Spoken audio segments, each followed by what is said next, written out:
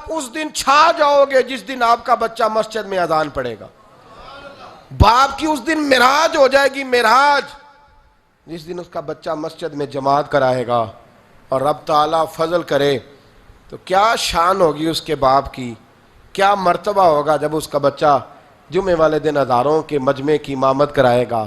تو پھر مجھے یوں لگتا ہے کہ فرشتے بھی کہیں گے آج تیری بڑی بات ہے، آج تیری بڑی بات ہے، تیرا بیٹا فلاں جگہ پہ کھڑا ہو کے خدا را قرآن پاک سے دلچسپی، قرآن پاک سے محبت، قرآن سے پیار.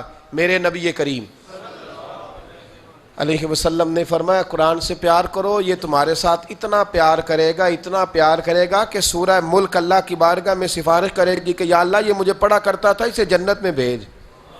تو رب کریم فرمائے گا اس کے گناہ زیادہ ہیں. تو سورہ ملک ناز کرے گی، عرض کرے گی یا اللہ یا اسے جنت میں بھیج دے یا مجھے قرآن پاک سے علیحدہ کر دے، یا اسے جنت میں بھیج دے یا مجھے علیحدہ کر دے. تو آپ مجھے بتلائیے قرآن سے پیار کرنے کا کیا اجر مل کریں گے انشاءاللہ.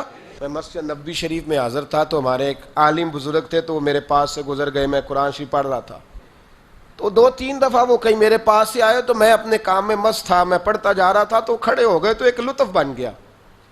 کہنے لگے میں 4 دفعہ آیا ہوں، جب بھی آیا ہوں آپ پڑھتے ہی رہتے ہیں. میں نے قرآن مجید بند کر دیا، سامنے سرکار کا گنبد تھا، پیچھے ہم میں کہا 2-3 بار آکھو. کہنے لگے کیا مطلب؟ میں لگا ایک بار پھر آکھو.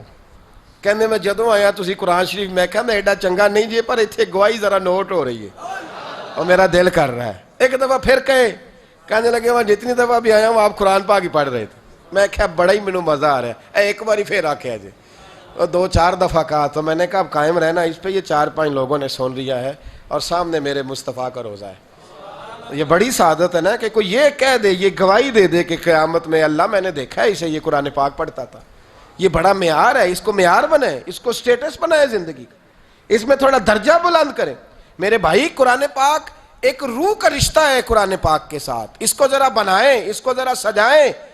حضرت امام شافعی کی بات کر رہا تھا تو ایک بات اور یاد آ گئی. فرماتے ہیں میرے علاقے کا ایک نوجوان تھا، عالم فاضل نہیں تھا پر نیک بڑا تھا، میرے ساتھ حج کرنے آ گیا اور مجھے وہاں جا کے پتا چلا وہ بھی آیا ہوا ہے.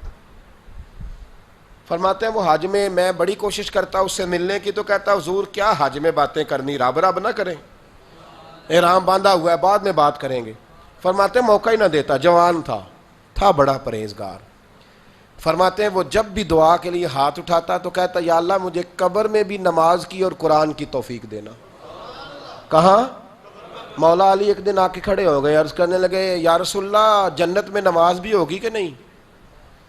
تو حضور نے فرمایا علی نماز کی جگہ تو یہ ہے، وہاں تو اجر ملے گا نماز کا. تو عرض کرنے لگے حضور جہاں نماز نہیں نہ ہوتی علی کو مزہ کوئی نہیں آتا دن گزارنے کا، نماز ملے گی نا وہاں. کہاں جی؟ اللہ ہی خیر کرے. میں نے بیان ہی بڑا مشکل شروع کر دیا آج. جنت میں نماز کی تلاش.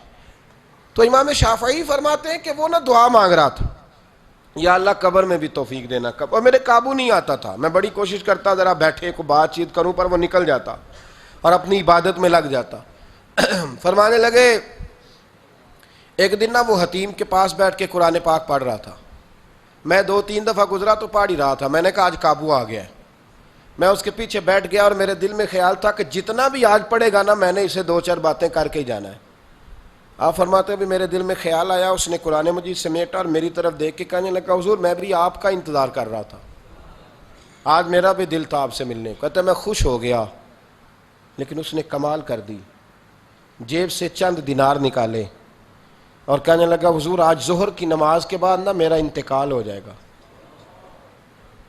تو یہ نا پیسے رکھ لیں، کفن خرید کے نا تو میرا جنازہ پڑھ کے تو یہاں جنت المعلا میں دفن کر دینا. امام صاحب کہتے ہیں میں اگلے لفظ کہنے لگا تھا کہ مجھ پہ سختہ آ گیا. کہنے لگا حضور مہربانی کر دیں کہ آپ میرے علاقے کے ہیں. تو میں چپ کر گیا. ظہر کی نماز میں نے دوبارہ اس جگہ پڑھی تو میرے ساتھ صف میں موجود تھا. فرض بھی اکٹھے پڑھے، سنتیں بھی اکٹھی پڑھی. نفل پڑھ کے جب میں نے توجہ کی تو وہ زمین پہ لیٹا ہوا تھا. میں قریب جا رہا تھا تو اس کے کلمے کی آواز میرے کانوں میں آ رہی تھی، اور جب تک میں اس کے پاس پہنچا اس کی روح پرواز کر گئی تھی. عرش فرشتے بانگاں ملیاں، مکے پہ گئی شور، بلے شاہ آسا نہیں ہوں مرنا، اتنے مر گیا ہی کوئی ہور. آپ فرماتے میں نے غسل دیا، کفن دیا، دفن کر دیا۔ کئی سالوں کے بعد میں دوبارہ آیا، اسی جنت المعلا میں مجھے ایک اور جنازہ پڑھنے کا موقع ملا۔ میرے دل میں ہمیشہ خیال آتا تھا کہ وہ تو کہتا تھا یا اللہ قبر میں بھی قرآن کی توفیق دینا، تو یا اللہ مجھے دکھا وہاں پڑھتا ہے کہ نہیں پڑھتا۔ تو امام صاحب فرماتے ہیں وہ میرے دل میں بات تھی، اللہ نے موقع دیا، میں دوبارہ جنازے میں گیا تو جو قبر کھودی گئی وہ اس کی قبر کے بالکل ساتھ تھی۔ اچانک میری نظر پڑی تو قبر کی دیوار گر گئی۔ لوگ پریشان ہو گئے، کہنے لگے آپ عالم ہیں، اب آپ بتائیں کیا کرنا ہے؟ تو کہتا ہے میں نے جھانک کے ذرا آگے دیکھا تو اندر بیٹھ کے قرآن پاک پڑھ رہا تھا۔ تو میری طرف دیکھ کے کہنے لگا السلام علیکم امام صاحب، یہ دیوار شیوار کوئی نہیں گری، یہ اللہ نے آپ کی دعا قبول کر لی ہے۔ آپ کو پتہ چل گیا نا، رب نے مجھے قبر میں بھی قرآن پڑھنے کی توفیق عطا فرمائی۔ سمجھ آ گئی نا آپ کو؟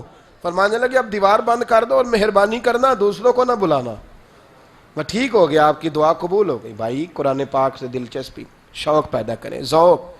یار کچھ نہ ہو سکے تو اسے دن میں ایک دفعہ چوم کے سینے سے تو لگایا کرو، اس میں ہی بڑا ذائقہ ہے، اس میں ہی بڑا لطف ہے، کبھی اس سے پیار تو کر کے دیکھو۔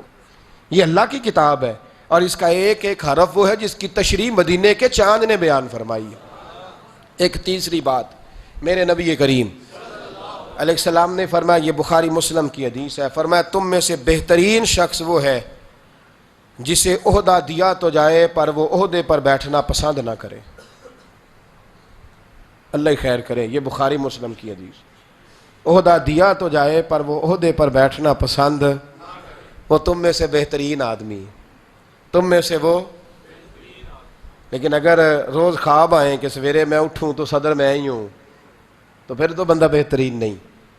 یہ جو کرسی ہے نا، کرسی یہ چاؤ ہے، اس چاؤ سے نکلیں، یہ تو ذمہ داری ہے۔ میرے نبی کریم علیہ السلام نے فرمایا جس کو کہا گیا نا، دو لوگوں نے کہا کہ ہمارے درمیان فیصلہ کر دو، سمجھ لو بغیر چھری کے ذبح کر دیا گیا ہے۔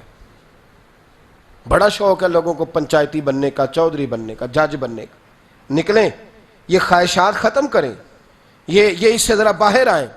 فیصلہ کرانا اور مجھے عہدہ مل جائے اور میں نکل جاؤں، سازشیں کرنا، جدوجہد کرنا، سیاست کرنا، مکاری کرنا۔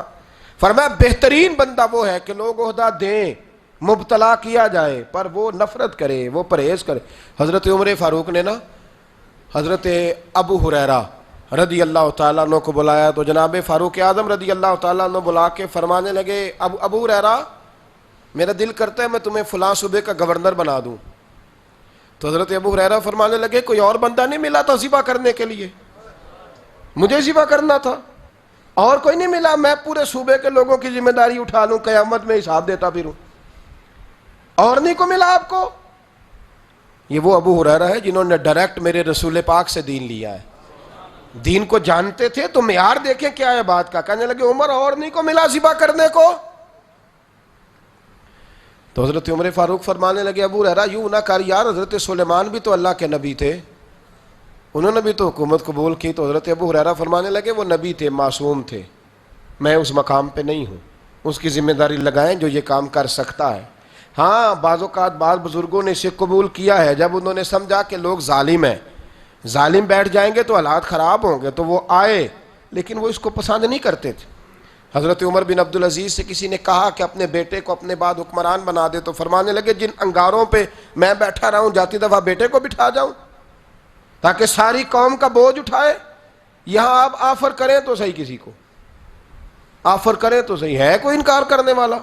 سوال ہی نہیں پیدا۔ یہ ذمہ داری ہے، یہ کوئی پھولوں کی سیج نہیں ہے، یہ ذمہ داری ہے۔ خیر ہمارے ملک میں تو اتنا مسئلہ نہیں حکمران بننا، ہمارے ہاں تو لوگوں نے جھوٹ بولنے کو بھی معاذ اللہ ثواب قرار دے دیا ہے۔ وہ کہتے ہیں یہ بھی ضروری ہے بڑا لیڈر بننے کے لیے، یہ ضروری ہے، اس کے بغیر بڑا لیڈر کیا تماشا ہے۔ یعنی اس معیار کے لوگ بھی اتنی بڑی ظالمانہ بات بھی کتنی آسانی سے کر کے گزر جاتے ہیں۔ یعنی وہ کہتے ہیں جھوٹ بولیں گے تو آپ بڑے بنیں گے نا، ویسے یعنی حد ہو گئی ہے کوئی بات کی، اور قوم ہے کہ اس پہ مزے لے رہی ہے۔ اللہ تعالیٰ ہمیں سمجھنے کی توفیق عطا فرمائے، اللہ تعالیٰ ہمیں سمجھنے کی توفیق عطا